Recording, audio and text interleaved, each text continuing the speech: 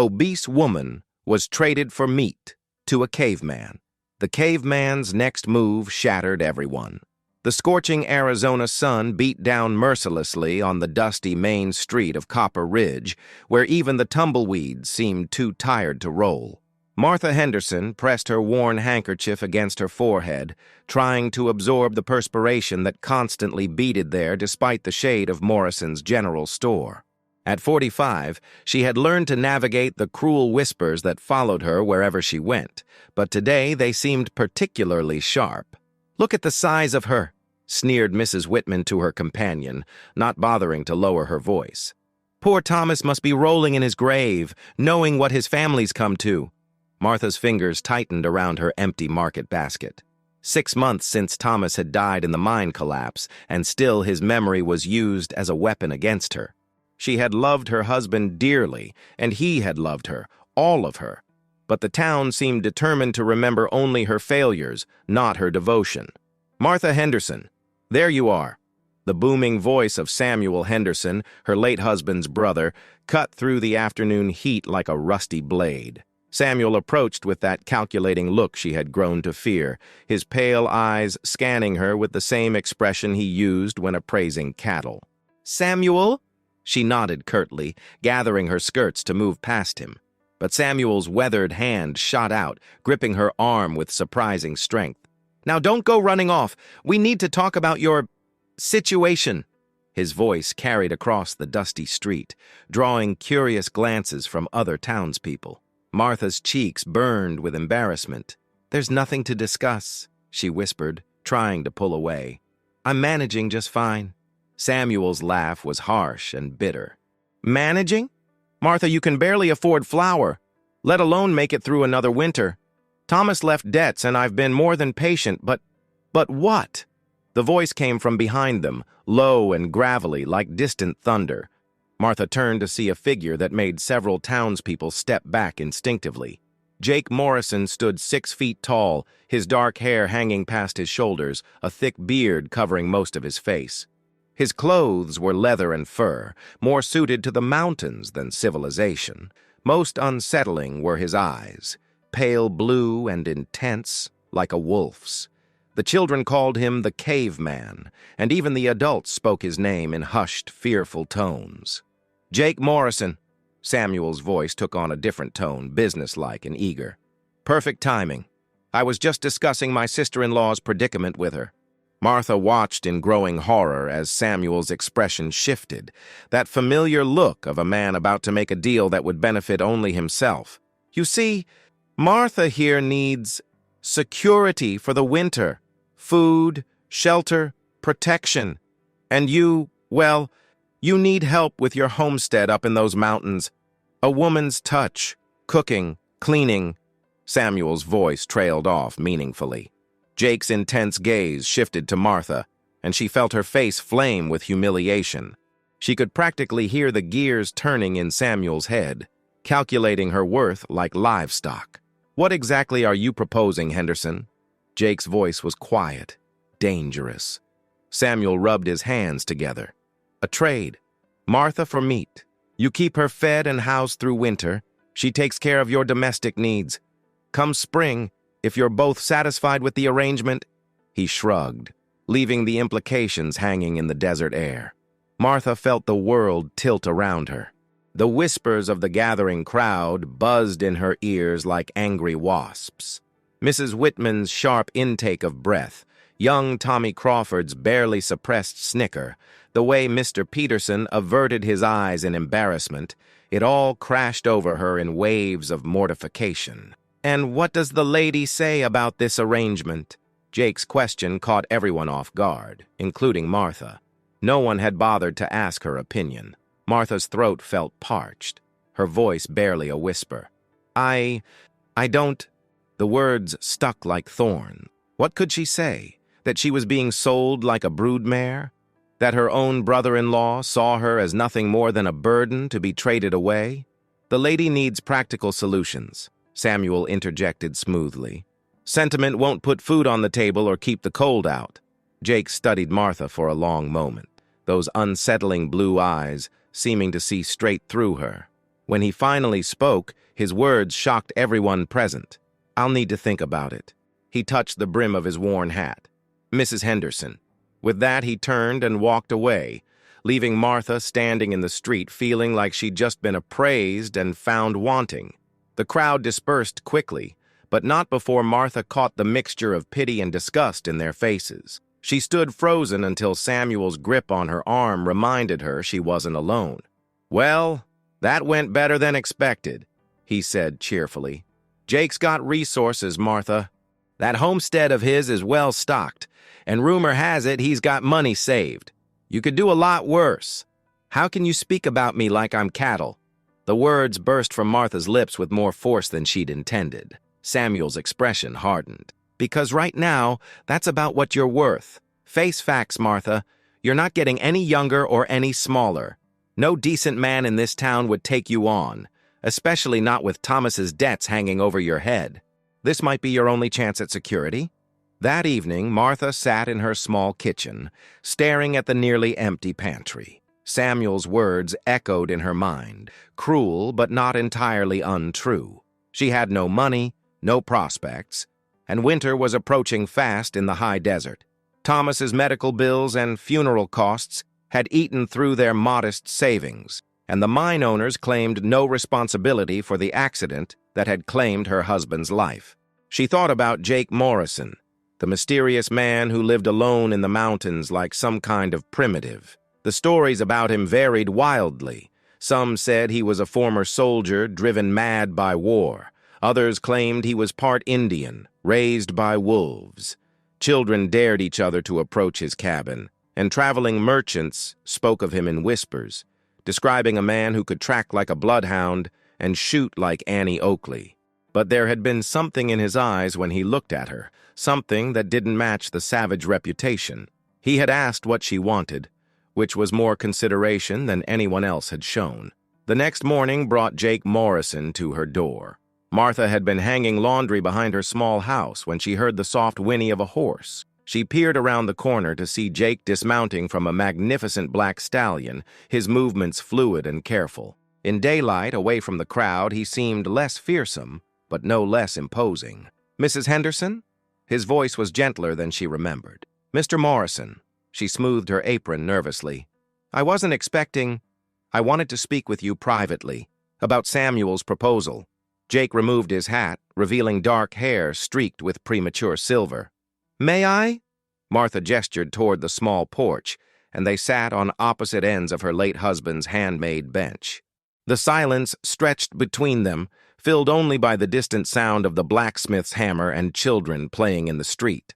"I want you to know," Jake began carefully, "that I would never, that is, any arrangement between us would be one of mutual respect. You would have your own quarters, your privacy. I'm not looking for a wife, Mrs. Henderson. I'm looking for—" He paused, searching for words.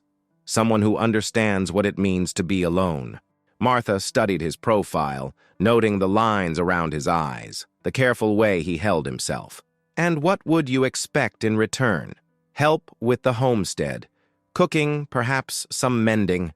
The work would be hard, but the mountains are beautiful, especially in winter, and you'd be safe there." "Safe from what?" Jake's jaw tightened. "From people who measure your worth by their own small minds."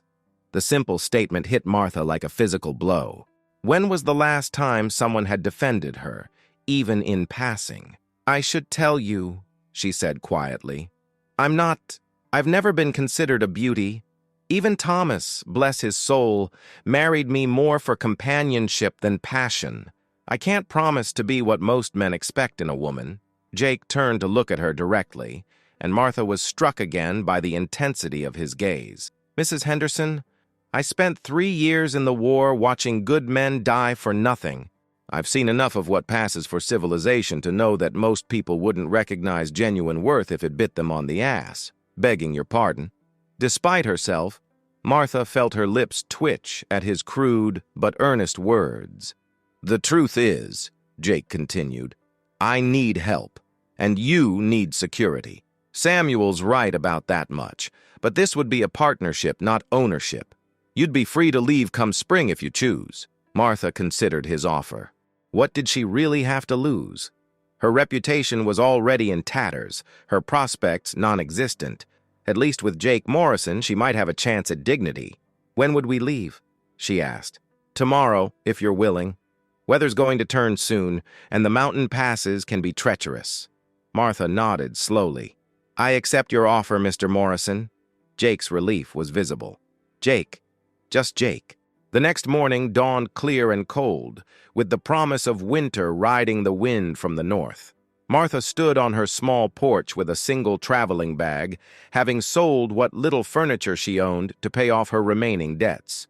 The house that had been her home for 8 years looked smaller somehow, as if her departure had already begun erasing her presence. Jake arrived leading 2 horses, his black stallion and a gentle-looking mare with intelligent brown eyes. "For you," he said simply, indicating the mare.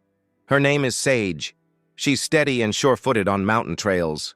Martha stared at the horse in surprise. I can ride, but I assumed I'd be traveling in a wagon." "No wagons where we're going. Just trails that deer and elk made, carved into rock by wind and rain." Jake secured her bag behind her saddle. "Don't worry. Sage will take care of you." As they prepared to leave, Samuel appeared, looking pleased with himself. "Martha, good to see you've come to your senses." He handed Jake a small pouch that jingled with coins. "A token of good faith. There's more when you deliver her safely to your place." Martha's cheeks burned with fresh humiliation. Even now, even as she was leaving, Samuel was treating her like merchandise being shipped. But Jake's reaction surprised everyone. He looked at the pouch like it contained something distasteful, then tossed it back to Samuel. "Keep your money, Henderson. This isn't a business transaction." Samuel's face reddened. "Now see here, Morrison. I see just fine." Jake's voice carried a warning edge. "Mrs. Henderson is entering into an arrangement of her own free will. She's not being bought or sold." With that, he swung onto his horse and waited for Martha to mount. As she settled into the saddle, she caught sight of several townspeople watching from windows and doorways. Mrs. Whitman's expression was particularly sour, as if Martha's departure somehow offended her personally. "Ready?" Jake asked. Martha took one last look at Copper Ridge, at the life she was leaving behind, then nodded. "Ready." They rode out of town side by side, heading toward the mountains that rose like purple shadows against the morning sky. Martha had never felt so terrified or so free in her entire life. The first day of travel was harder than Martha had expected. Despite Jake's assurance that Sage was gentle, she found herself gripping the saddle horn until her knuckles went white. The trail wound steadily upward, following creek beds and ridge lines through country that seemed untouched by human hands. Jake proved to be a considerate traveling companion. He set an easy pace, stopping frequently to let the horses rest and water. When Martha began to flag in the afternoon heat, he called a longer halt beside a clear stream. "Stretch your legs," he suggested. "We'll make camp in another hour or so." Martha dismounted carefully, her muscles already protesting the unaccustomed exercise. Jake, she noticed, moved with the fluid grace of someone completely at home in the wilderness. He checked the horses' hooves, examined their tack, and scanned the surrounding terrain with the automatic awareness of a man who had learned not to take safety for granted. "Have you lived in the mountains long?" Martha asked, settling on a fallen log beside the stream. 5 years, more or less." Jake knelt to fill their water bottles. "Came up here after the war, looking for some peace and quiet." "Were you in the cavalry?" Jake's hand stilled for a moment. "Infantry. Saw action in Virginia, mostly." He capped the bottles and stood. "That's a lifetime ago, though." Martha sensed there was more to the story, but something in Jake's manner warned her not to probe further. Instead, she asked, "What's your homestead like?" For the first time since she'd met him, Jake smiled, a real smile that transformed his entire face. "It's beautiful. Sits in a valley about half a day's ride from here, with a creek running through it year-round. Good hunting, decent soil for a garden. The cabin's solid. Built it myself from timber I cut on the property." "It sounds wonderful." Martha meant it. After years in the dusty, cramped confines of Copper Ridge, the idea of space and clean air appealed to her immensely. It can be lonely, Jake admitted, especially in winter when the snows come. Sometimes I don't see another soul for months at a time. Is that why you agreed to this arrangement? Jake was quiet for so long that Martha began to think he wouldn't answer. When he finally spoke, his voice was barely above a whisper. I had a wife once, Sarah, and a little girl, Emma. He stared at the rushing water, his expression distant and pained. Lost them both to cholera when Emma was just 3 years old. Martha's heart clenched with sympathy. I'm so sorry. After that, I couldn't bear to be around people. Every family I saw, every child's laughter, it was like a knife twisting in my chest. So I came up here, figured I'd live out my days alone. What changed? Jake looked at her then, and Martha saw a depth of loneliness in his eyes that matched her own. I realized that being alone and being lonely are two different things. I've been lonely for 5 years, and it's eating me alive. They made camp that evening in a protected grove beside the trail.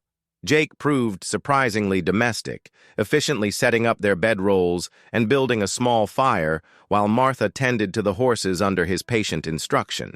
When he produced a packet of jerky and hardtack for dinner, Martha couldn't help but smile. Is this what you've been living on? She asked. Mostly. I hunt when I need fresh meat, but cooking's never been my strong suit. Well, that's something I can actually help with. Martha felt a small spark of usefulness, the first she'd experienced in months. I may not be much to look at, but I can make a decent meal out of almost anything. Jake's expression grew serious.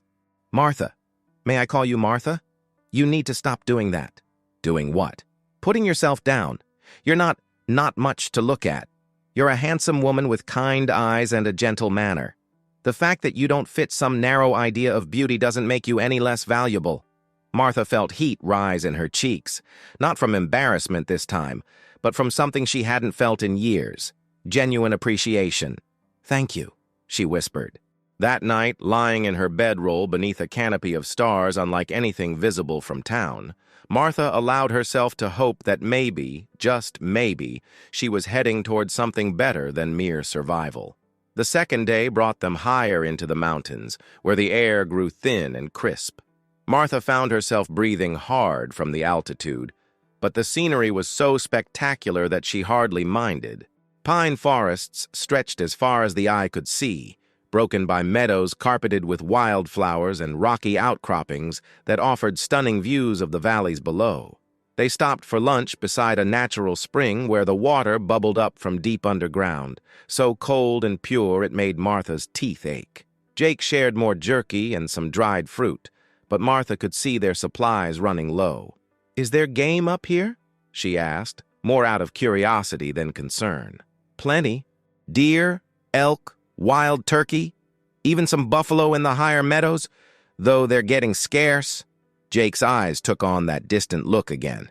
I used to hunt with Emma riding on my shoulders. She had this little wooden whistle and she'd try to call the birds. His voice trailed off, and Martha felt her heart break a little for this man who carried so much pain beneath his rough exterior. As if sensing her sympathy, Jake shook himself and stood. We should get moving. Want to reach the cabin before dark. The final approach to Jake's homestead took them through a narrow pass between two towering rock faces, then down into a hidden valley that took Martha's breath away. A clear stream wound through the center, flanked by meadows that would be perfect for livestock. The cabin sat on a slight rise overlooking the water, constructed of solid logs with a stone chimney that spoke of permanence and care. It's beautiful, Martha breathed, and meant it. After the cramped, dusty streets of Copper Ridge, this place felt like paradise. Jake's smile was shy but pleased. Wait until you see it in winter when the snow covers everything. It's like living inside a Christmas card.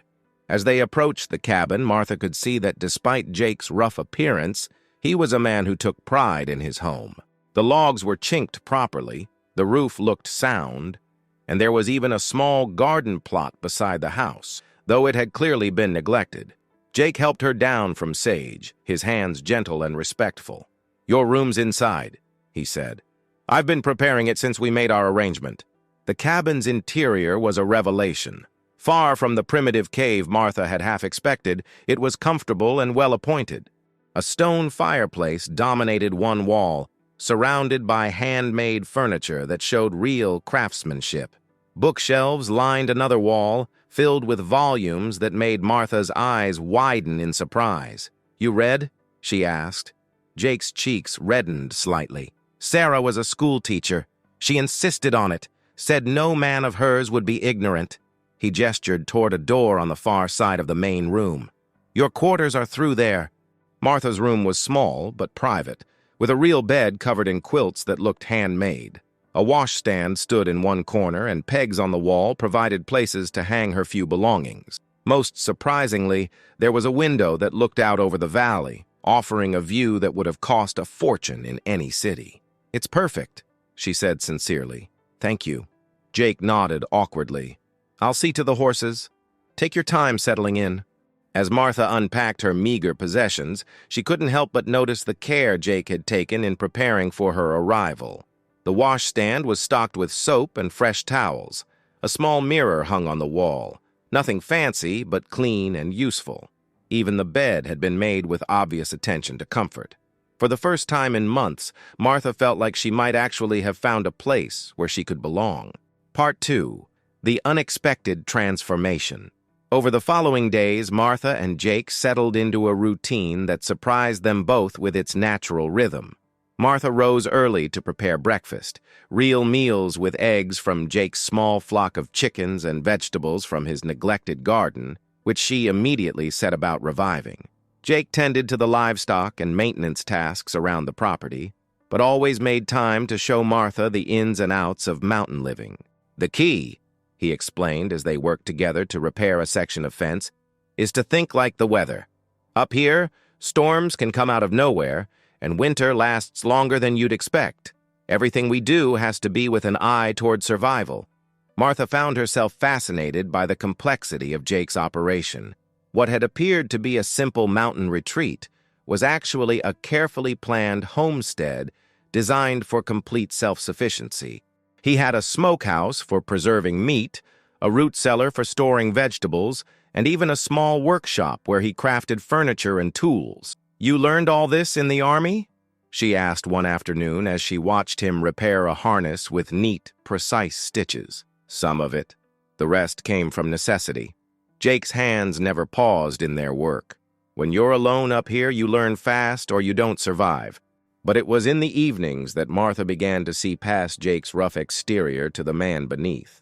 After dinner, when the chores were done and the cabin was lit only by firelight, Jake would often read aloud from one of his many books. His voice, which could be harsh and commanding during the day, became gentle and expressive as he shared stories of adventure and romance. "Sarah used to say that books were windows to other worlds," he confided one night as he closed a volume of poetry. "Said they kept her sane during the long winters." "She sounds like she was a remarkable woman," Martha said softly. Jake's expression grew distant. "She was. Beautiful, educated, full of life. I never could figure out what she saw in a rough soldier like me." "Maybe she saw what I'm beginning to see," Martha said before she could stop herself. Jake looked at her sharply, and Martha felt heat rise in her cheeks. "I'm sorry, I didn't mean—" "What do you see, Martha?" His voice was quiet, intense. Martha studied his face in the flickering firelight, noting the way his hair had grown softer without the harsh styling gel men in town used, how his eyes crinkled when he smiled, the gentleness of his hands despite their obvious strength. "I see a man who builds beautiful furniture for no one but himself, who stocks soap and fresh towels for a guest he barely knows, who reads poetry by firelight because his wife once loved words." Martha's voice grew stronger with each observation. "I see someone who's been hurt badly but hasn't let it make him cruel." Jake was silent for a long moment, his eyes never leaving her face. When he finally spoke, his voice was rough with emotion. "You see more than most people, Martha Henderson." As October gave way to November, Martha found herself changing in ways that went beyond the physical. The constant work of mountain life, hauling water, chopping wood, tending animals, was building strength in muscles that had grown soft from town living. Her complexion, freed from the dust and constraints of corsets, began to glow with health. But more than that, She was discovering parts of herself she'd forgotten existed. "I haven't felt this useful in years," she confided to Jake one morning as they worked together to prepare the garden for winter. "In town, I was just taking up space." "Their loss," Jake said simply, but his eyes held warmth that made Martha's heart skip. The first real test of their arrangement came with the first blizzard of the season. Martha woke to a world transformed, with snow piled against the windows and wind howling around the cabin like a living thing. For 3 days, they were completely cut off from the outside world, dependent entirely on each other and Jake's careful preparations. Far from being frightening, Martha found the experience oddly intimate. Confined to the cabin, she and Jake talked more in those 3 days than she had with anyone in months. He told her about his childhood on a farm in Kansas, his decision to join the army, the horror and camaraderie of war. In return, she shared stories of her marriage to Thomas, the quiet contentment, the shared dreams that had never quite materialized, the slow process of losing him to the dangerous work of the mine. "Do you miss him?" Jake asked one evening as they sat before the fire, the storm still raging outside. "I miss having someone to take care of," Martha said honestly. "Thomas was never strong. The mine dust got to his lungs early. But I loved feeling needed, feeling like I was making his life better somehow." Jake studied her face in the firelight. "You do that here, you know. Make life better." The simple statement hit Martha like a physical blow. When was the last time someone had told her she made their life better? On the third night of the storm, as they prepared for bed, Jake paused at the door to his room. "Martha," he said quietly, "I want you to know that having you here, it's the first time in 5 years I haven't dreaded winter." Before Martha could respond, he was gone, leaving her standing in the main room with her heart pounding and a warmth spreading through her chest that had nothing to do with the fire. December brought a peace Martha had never experienced. The valley lay under a blanket of pristine snow, broken only by animal tracks and the thin line of smoke rising from their chimney. Jake proved to be an excellent teacher, showing her how to read weather signs, identify edible plants, and even handle a rifle for protection against predators. "The key to shooting," he explained as they practiced behind the cabin, "is breathing and confidence. The gun's just a tool. The real work happens in your mind." Martha surprised herself by proving to be a decent shot. "Thomas never let me near firearms," she said, pleased with herself for hitting the target Jake had set up. "Said they weren't suitable for ladies." "Thomas meant well, but he was wrong," Jake said firmly. "Up here, everyone needs to be able to protect themselves and provide food. Gender doesn't matter when you're facing down a hungry bear." As Christmas approached, Martha found herself experiencing something she hadn't felt in years: anticipation. She had been secretly working on a gift for Jake, using skills she'd nearly forgotten. Late at night, by the light of a single candle, she was embroidering a set of pillowcases with delicate wildflower patterns she'd observed during the summer months. Jake, meanwhile, was clearly working on something in his workshop, though he was secretive about it. Martha could hear him working late into the evening, the sound of tools and quiet concentration drifting through the cabin walls. On Christmas Eve, they exchanged gifts with an awkwardness that spoke of how long it had been since either had shared such intimacy with another person. "It's not much," Martha said shyly as she handed Jake the carefully wrapped pillowcases. Jake's reaction was worth months of secret stitching.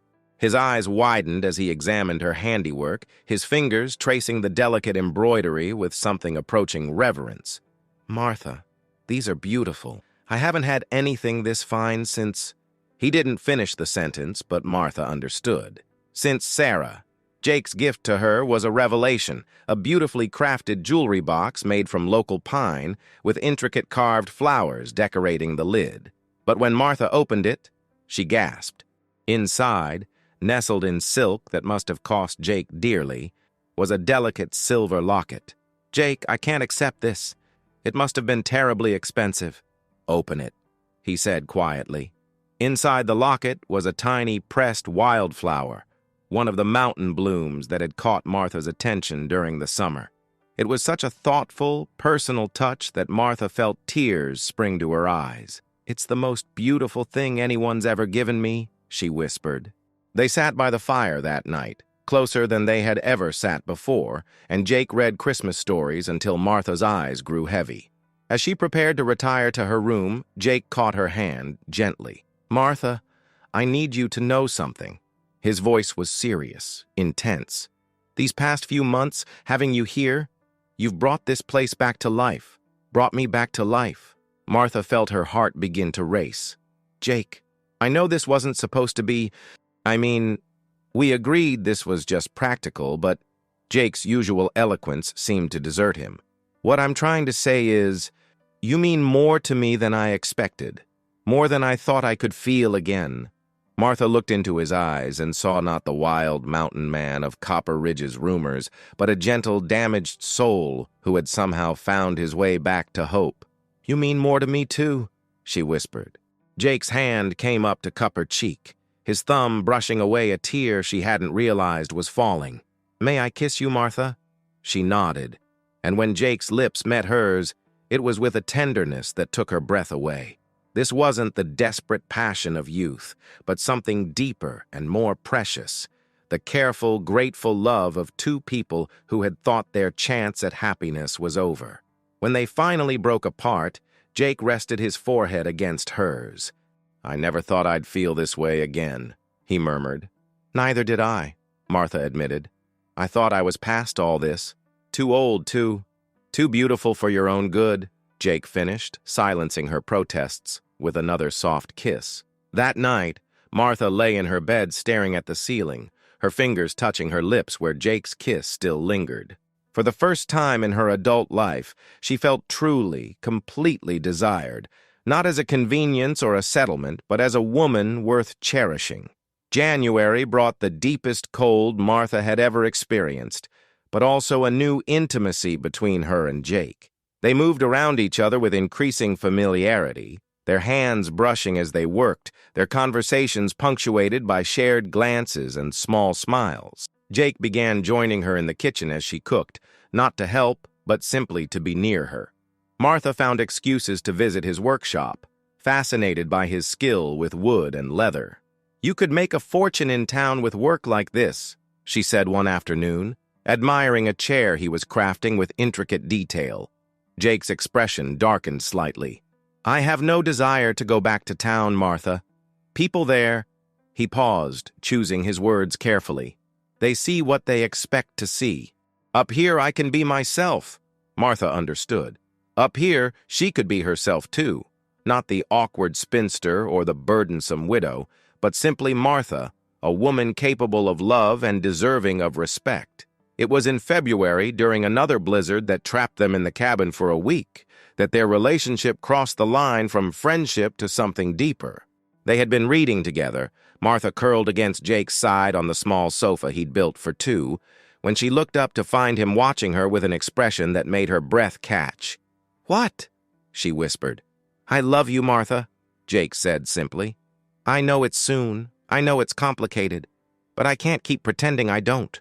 Martha felt her world shift and realign around those four simple words. "I love you too," she said, and meant it with every fiber of her being.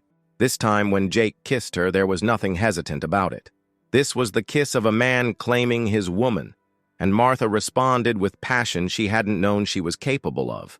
When Jake lifted her in his arms and carried her to his bedroom, their bedroom now, Martha felt like she was finally, truly coming home. Later, as they lay wrapped in each other's arms with the storm raging outside, Martha marveled at the transformation that had taken place. 6 months ago, she had been a discarded woman traded away like livestock. Now she was cherished, desired, loved by a man who saw her true worth. "No regrets?" Jake asked softly, his fingers tracing patterns on her bare shoulder. "Only that we didn't find each other sooner," Martha replied, meaning every word. But even as she spoke, a shadow crossed her mind. Spring would come eventually, and with it, decisions about their future. Jake had promised she could leave when the weather cleared. Would he want her to stay? More importantly, would she be brave enough to claim this happiness permanently? As if reading her thoughts, Jake pulled her closer. "Martha, I know we agreed this was temporary, but— Shh. She silenced him with a kiss. Let's not borrow trouble. Spring is still months away. But even as she said it, Martha could feel the subtle changes that meant winter was beginning its slow retreat. The days were growing longer, the cold less bitter. And somewhere in the world beyond their mountain paradise, Samuel Henderson was waiting and planning, driven by the greed that had always been his defining characteristic. Martha pushed the thought away and lost herself in Jake's embrace. Whatever the future brought, she would face it with more strength and confidence than she had ever possessed. Jake Morrison had given her that gift, among so many others, but spring was coming, whether they were ready for it or not. Part 3. The Confrontation and Redemption. March arrived with the deceptive gentleness of early mountain spring, warm days that melted the snow into rushing streams, followed by nights cold enough to freeze everything solid again. Martha found herself caught between anticipation and dread as winter's grip slowly loosened on their valley.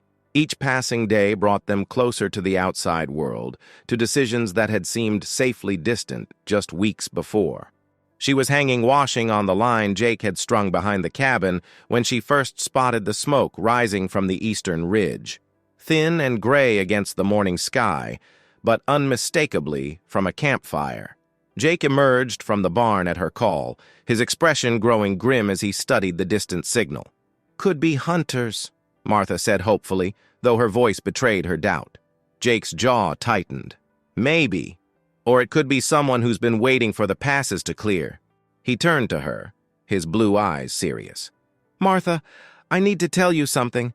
Before you came here, Samuel approached me more than once about buying my land, made some pretty generous offers." Martha's stomach clenched with sudden understanding. "You think he's up there?" "I think Samuel Henderson is the type of man who doesn't like to lose, especially when money's involved." Jake's hand found hers, squeezing gently. "The thing is, there are rumors about this property. Some folks think I've got gold up here." "Do you?" Jake's smile was rueful. "Some.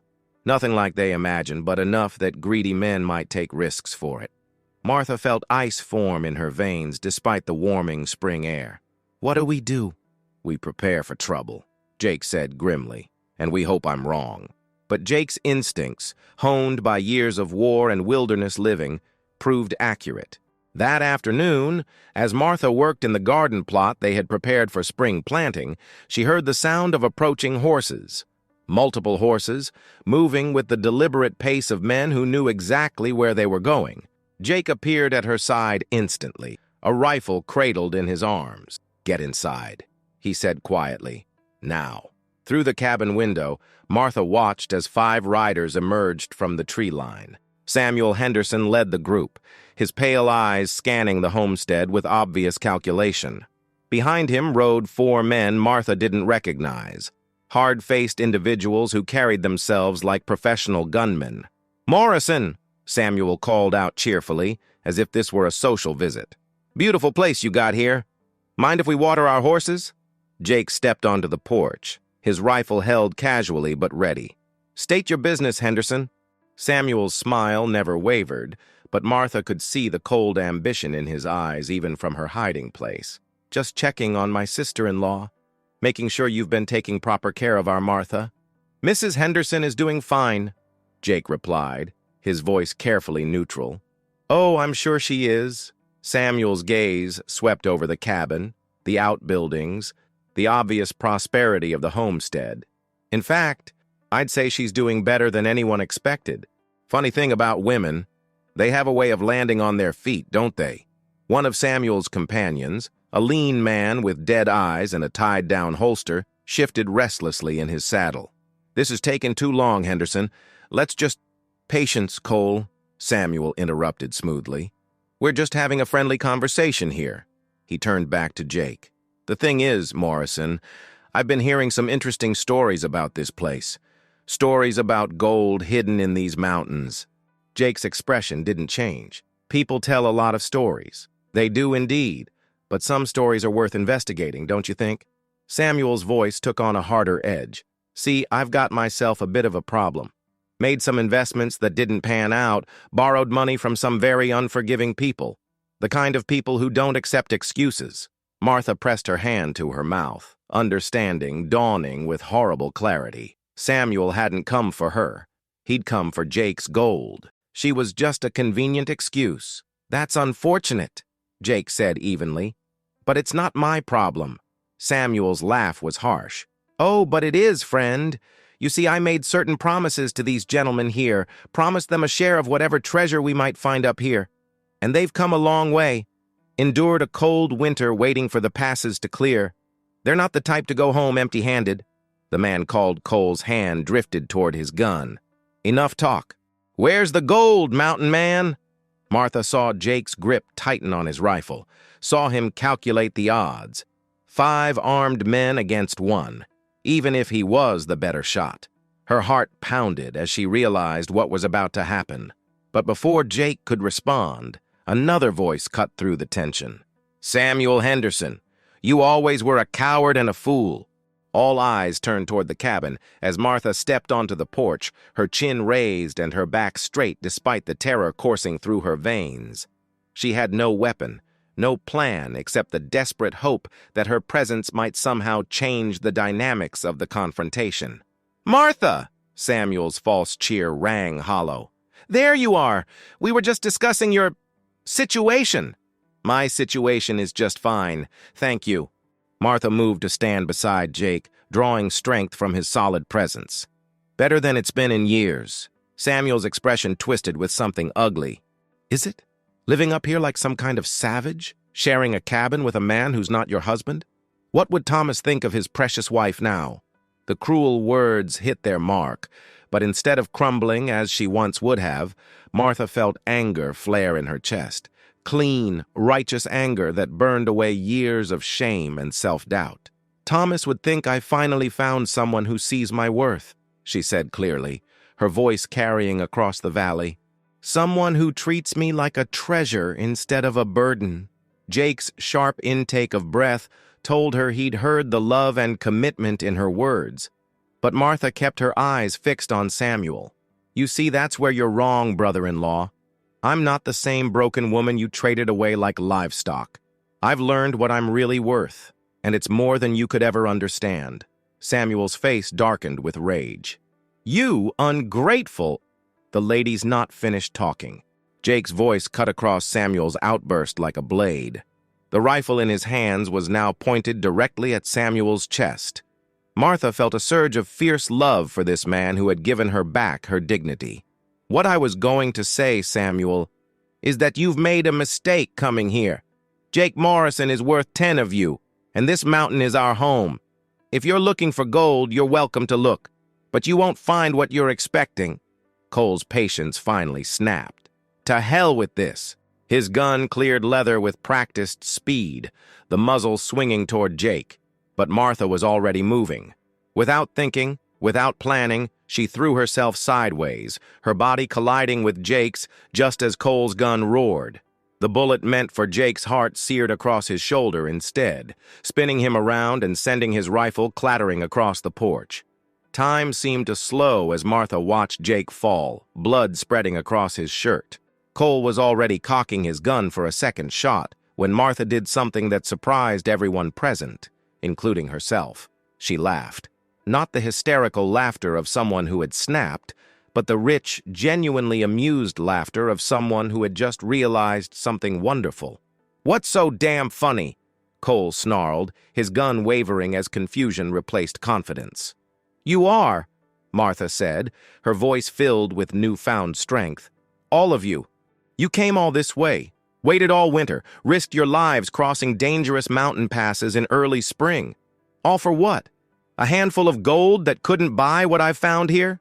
She knelt beside Jake, her hands pressing against his wounded shoulder. His eyes were alert despite the pain, filled with amazement and pride as he watched her face down 5 armed men.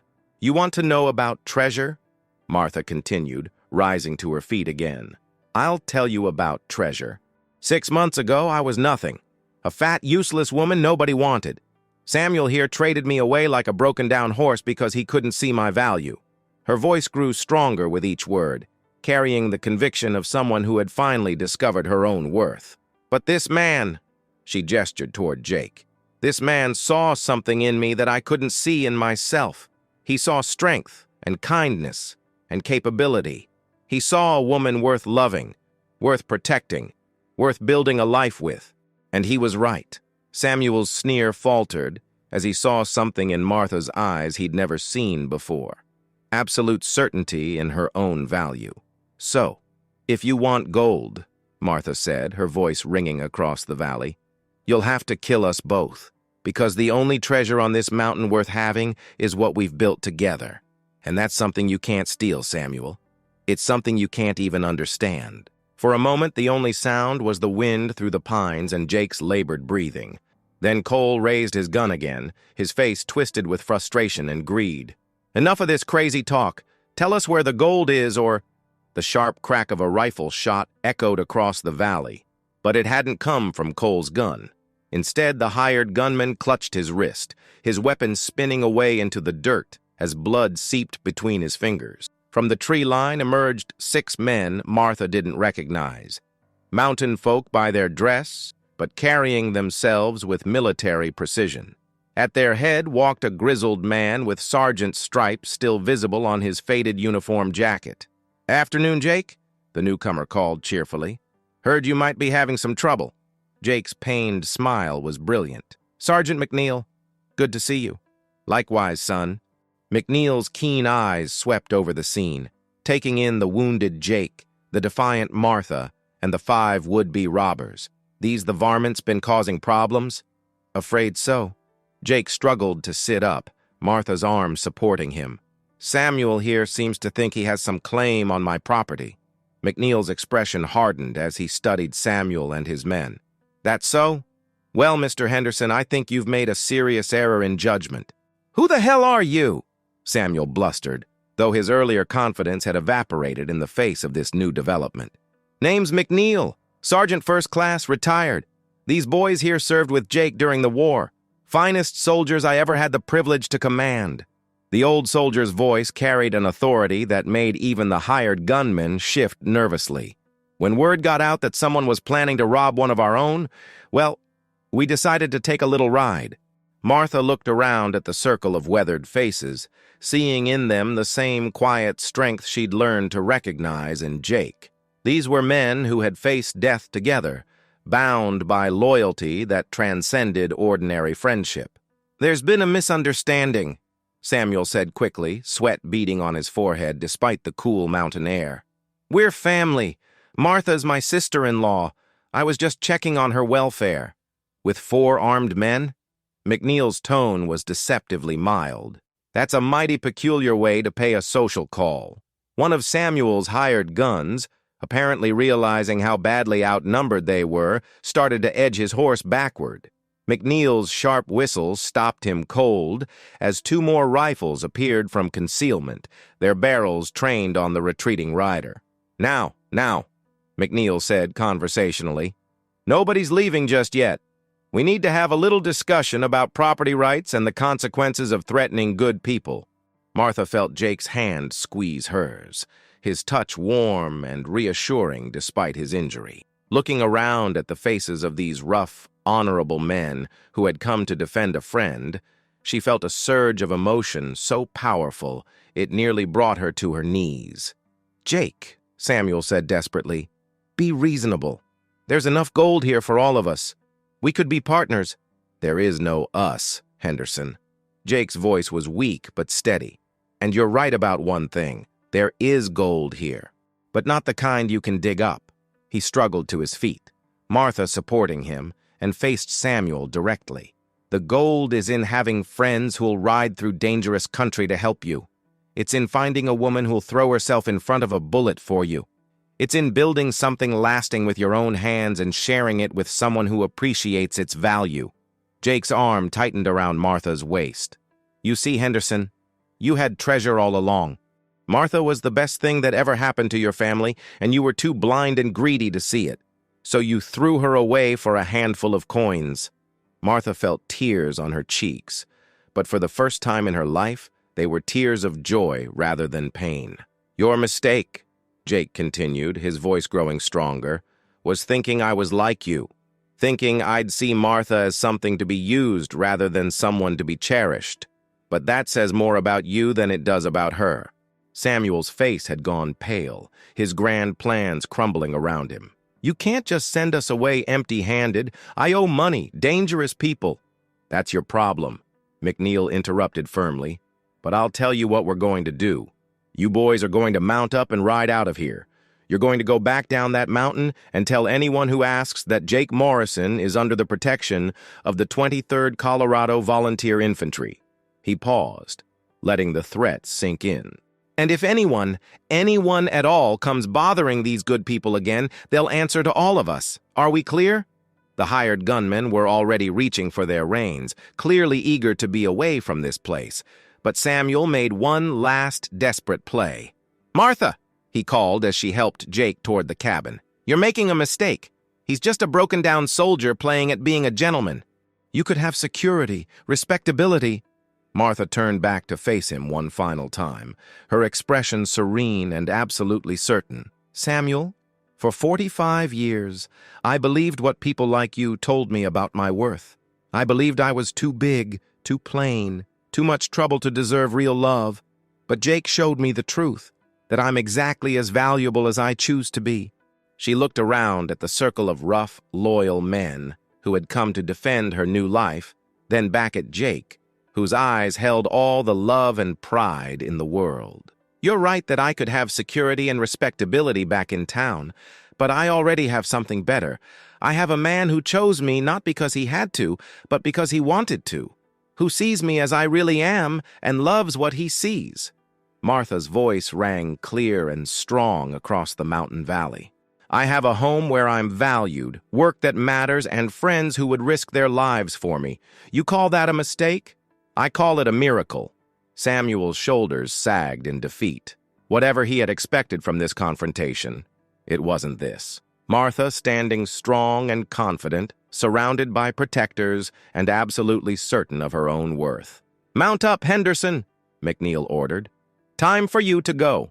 As the 5 would-be robbers rode away, their dreams of easy gold vanishing like morning mist, Martha felt Jake's arm tighten around her waist. "Any regrets?" he whispered, echoing the question he'd asked that first night they'd shared his bed. Martha looked around at their mountain paradise, at the loyal friends who had come to their aid, at the man who had seen her true value when no one else could. "Only that it took me so long to find you," she said, meaning every word. 6 months later, on a crisp October morning that painted the mountain aspens gold and crimson, Martha Morrison stood in the doorway of her home, watching her husband teach their neighbor children how to identify animal tracks. Her hand rested on the gentle swell of her belly, where their own child grew, a miracle she had never dared to hope for. Jake looked up and caught her watching, his smile bright enough to rival the autumn sun. In a few quick strides, he was beside her, his hand covering hers on their unborn child. "Happy?" he asked, though her expression made the question unnecessary. "Happier than I ever imagined possible," Martha replied honestly. The changes in their life had been remarkable. Word of their story had somehow spread through the mountain communities, and Martha found herself becoming something of a local legend, the woman who had faced down armed men with nothing but her own determination and the power of love. Other women, isolated in their own mountain homesteads, had begun seeking her out for advice and friendship. She had started a small school in their valley, teaching the children of neighboring families during the week and hosting community gatherings on Sundays. Jake had expanded his furniture-making operation, his beautiful handcrafted pieces now sought after by wealthy families as far away as Denver. But more than the external changes, Martha marveled at the transformation within herself. The woman who had once believed she was too much trouble to deserve love now moved through her days with quiet confidence, secure in her own worth and the love of a man who had never once made her feel anything less than treasured. "Do you ever think about what would have happened if Samuel had succeeded?" she asked, as they watched the children chase each other through the fallen leaves. Jake considered the question seriously. "I think," he said finally, "that we would have found each other somehow. Some things are just meant to be." As if to emphasize his point, their child chose that moment to move vigorously, making Martha gasp and laugh at the same time. "I think someone agrees with you," she said, placing Jake's hand where the baby was kicking. Jake's expression of wonder and joy was the same one he'd worn the day Martha had told him about the pregnancy, as if he couldn't quite believe that such happiness was possible after so much loss. "Have I told you today that I love you, Mrs. Morrison?" he asked, pulling her close. "Only about a dozen times," Martha replied, rising on her toes to kiss him. "But I never get tired of hearing it." As the sun set behind the mountain peaks, painting the sky in shades of rose and gold, Martha reflected on the strange journey that had brought her to this moment. A year ago, she had been a discarded woman, traded away like livestock by someone who couldn't see her value. Now she was cherished, protected, and preparing to welcome new life into a home built on love and mutual respect. The caveman Samuel had tried to trade her to had indeed shattered everyone's expectations, but not in the way anyone had anticipated. Instead of the savage primitive the townspeople had imagined, Jake Morrison had proven to be exactly what Martha needed, a man strong enough to protect her but gentle enough to cherish her, someone who could see past society's narrow definitions of worth to the treasure that lay beneath. And Martha herself had shattered expectations too. The woman who had once believed herself too big, too plain, too much trouble, had become the heart of a community, a teacher, a wife, and soon a mother.